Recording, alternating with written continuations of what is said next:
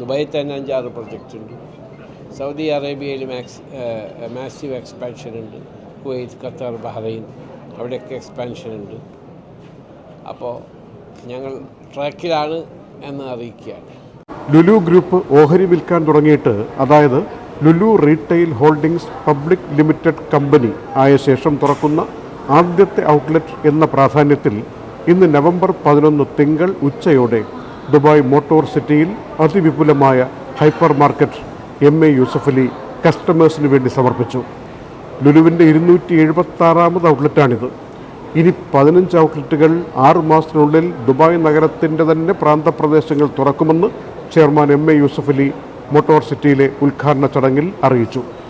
37,000 square മീറ്ററിൽ ഒരുക്കിയ ഈ മോട്ടോർ സിറ്റി ലുലു ഹൈപ്പറിൽ ഫ്രഷ് ഫുഡ് മുതൽ ഇലക്ട്രോണിക്സ് വരെ നീളുന്ന വിപുലമായ ഷോപ്പിംഗ് അവസരം ഒരുക്കിയിട്ടുണ്ടെന്ന് മാത്രമല്ല, ആദ്യത്തെ 2 ആഴ്ച സ്പെഷ്യൽ പ്രൊമോഷനും നിരവധി സമ്മാനങ്ങളും കസ്റ്റമേഴ്സിനെ കാത്തിരിക്കുന്നു.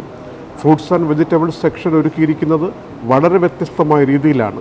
ഫ്രഷ് ആൻഡ് ബെസ്റ്റ് എന്നതാണ് ഇതിൻ്റെ ഫിലോസഫി.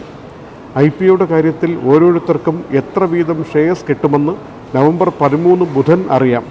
ബാക്കി കാശ് അന്ന് തന്നെ അക്കൗണ്ടിൽ തിരികെ കൊടുക്കും. വ്യാഴാഴ്ചയാണ് ADXൽ ലുലു ലിസ്റ്റ് ചെയ്യപ്പെടുന്നത്. ADQ എന്ന അബുദാബി ഇൻവെസ്റ്റ്മെൻറ്റ് കമ്പനിയുടെ പങ്കാളിത്തം ലുലുവിന് ഈ രംഗത്ത് കൂടുതൽ മാർക്കറ്റ് ഷെയർ കിട്ടാൻ കാരണമാവുകയാണ്.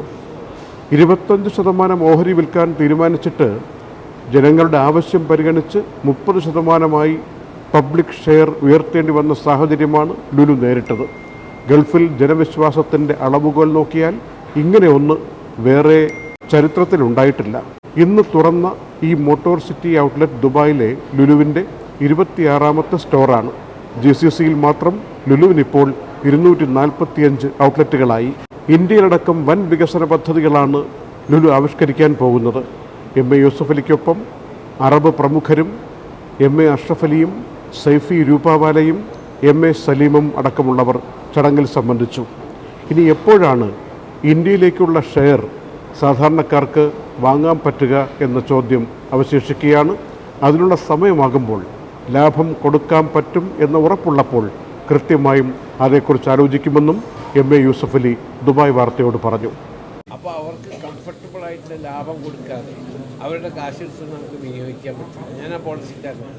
വരുന്ന കമൻറ്റുകളിലൊക്കെ അതാണ് എപ്പോഴാണ് ഇന്ത്യയിൽ ആ കംഫർട്ടബിൾ ആയിട്ടുള്ള ഒരു പ്രോഫിറ്റ് നമുക്ക് കിട്ടുമ്പോൾ നമുക്ക് IPOയിൽ പോകാം. അതല്ലാതെ ആൾക്കാരുടെ കാശ്, അത് അവരുടെ അധ്വാനത്തിൻ്റെ കാശാണ്. നമുക്കതിട്ടിട്ട് കളിക്കാൻ പാടില്ല.